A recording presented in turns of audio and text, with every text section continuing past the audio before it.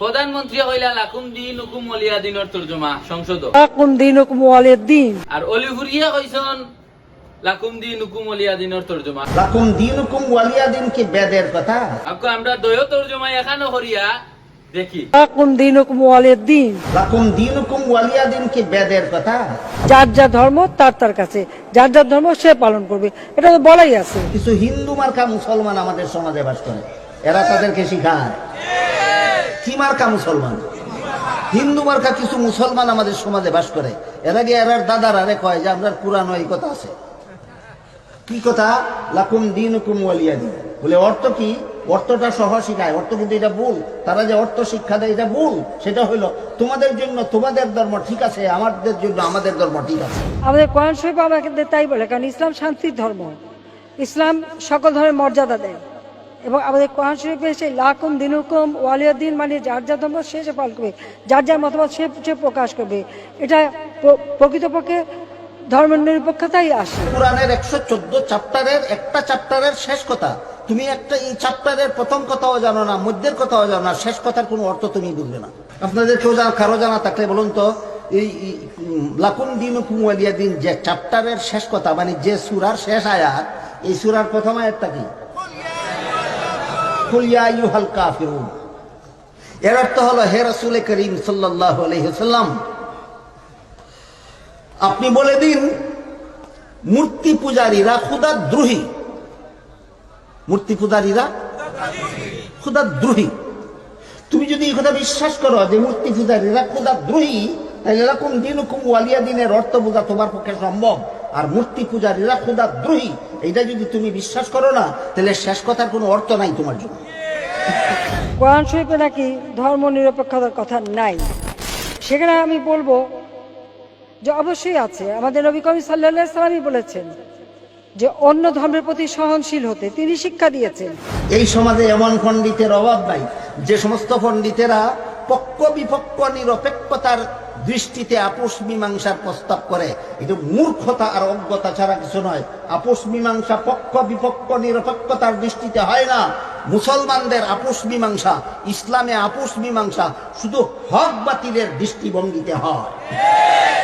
যারা আল্লাহর দিন ঠিকভাবে পালন করে তাদের সবটুকু গ্রহণ করো, আর আল্লাহর দিন বিরোধী যত কাজ যত জনে করো সবাই ছেড়ে দাও। এটা হলো ইসলামী ঐক্যের রূপরেখা। তো মক্কার মূর্তি পূজারীদের নেতারা একটা নিরপেক্ষ প্রস্তাব করলো, আমরাও মূর্তি পূজা ছেড়ে 1 বছর আপনাদের সাথে মিললে এক আল্লাহর ইবাদত করব, আপনারাও এক আল্লাহর ইবাদত ছেড়ে 2য় বছর আপনার সাথে মিললে মূর্তি পূজা করবেন। জবাবে আল্লাহ পাক রব্বুল আলামিন বলেন, কুল, তাদের প্রস্তাবের জবাবে আপনি বলে দিন, ইয়া আইয়ুহাল কাফিরুন, হে মূর্তি পূজারীরা, যে প্রস্তাব তোমরা করছো এটাও খোদাদ্রোহিতা, এটাও খোদাদ্রোহিতা। এটা একদল এবার পথ না। তোমরা কোনোদিন চিরস্থায়ী ভাবে এক আল্লাহর ইবাদত করতে রাজি না, আর আমি তো মুহূর্তের জন্য মূর্তির পূজা করতে রাজি না। সুতরাং তোমাদের ধর্ম আলাদা, আমাদের ধর্ম আলাদা। এই হলো লাকুম দিনুকুম ওয়ালিয়া দিনের অর্থ। তোমাদের ধর্ম আলাদা, তোমরা চিরকালের জন্য মূর্তি পূজা ছাড়তে রাজি না, আমি মুহূর্তের জন্য মূর্তি পূজা করতে রাজি না। কাজেই তোমাদের মধ্যে আর আমাদের মধ্যে ধর্মীয় মীমাংসা হতে পারে না। তোমাদের ধর্ম আলাদা, আমাদের ধর্ম আলাদা। তাহলে লাকুম দিনুকুম ওয়ালিয়া দিন এটা কি এই তাদের ধর্মের প্রতি সমর্থন? এখানে লাকুম দিনুকুম ওয়ালিয়া দিনের সহি তাফসীর আছে 2টা। একটা সহি তাফসীর হইল তোমাদের ধর্ম যেহেতু আলাদা, আমাদের ধর্ম যেহেতু আলাদা, কাজে এখানে কোনোদিন ঐক্য হতে পারে না। আরেকটা অর্থ হইল লাকুম দিনুকুম ওয়ালিয়া দিনের আরেকটা তাফসীর সহি তাফসীর সেটা হইল তো আমার ধর্ম পালনের ফলাফল হলো জান্নাত, আর তোমাদের ধর্ম পালনের ফলাফল হইল জাহান্নাম। জান্নাতে আর জাহান্নামে যেমন একীভূত হতে পারে না, ঠিক তেমনি ভাবে মূর্তি পূজার ধর্ম আর ইসলাম ধর্ম কোনোদিন একীভূত হতে পারে না। সহি তাফসীর মতো লাকুম দিনুকুম ওয়ালিয়া দিন অর্থ তোমরা ধর্ম ঠিক আছে, আমরা ধর্ম ঠিক আছে না। ইসলাম ছাড়া সবগুলি বাতিল, ইসলাম ছাড়া সবগুলি বাতিল। অনেকে এই আয়াত দ্বারা আমাদের মুসলমানদের মধ্যে হিন্দু তো হিন্দু, সে তো কোরআন জানেই না, বুঝেই না।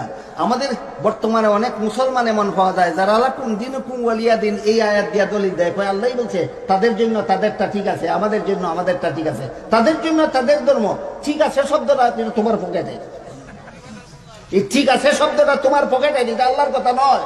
আল্লাহ বলেছেন লাকুম দীনুকুম, তোমাদের ধর্ম আলাদা, ওয়ালিয়া দিন, আমার ধর্ম আলাদা। ঠিক আছে না, তোমাদেরটা আলাদা, আমাদেরটা আলাদা।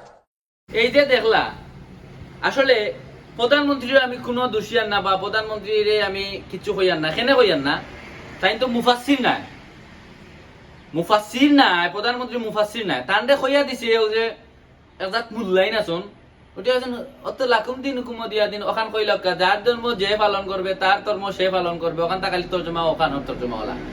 তো কিছু কিছু মূল্যায়ন আছেন ওতারে দরিয়া বাদাম দেওয়ার দরকার, সংসদ হোক, কোন নেতারে হোক, ও আয়াত এখান কইয়া ওইখানে সঠিক তর্জমা হইতো না, আয়াত এখান কইয়া কইব ওখান তুমি সাংবাদিকের সামনে আয়াত ওখান কইও ওখানের তর্জমা ওখান, ও কিছু মূল্যায়ন আছেন।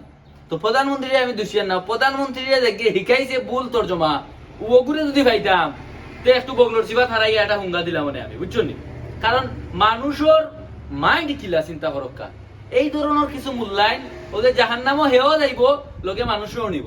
তো লাকুম দিনুকুম ওয়ালিয়া দিনের তর্জমা আপনারা শুনলা, ও ওখানটা আপনারা গছি লক্কা, আর ওটা মূল্যায়ন থেকে দূরে থাকবা।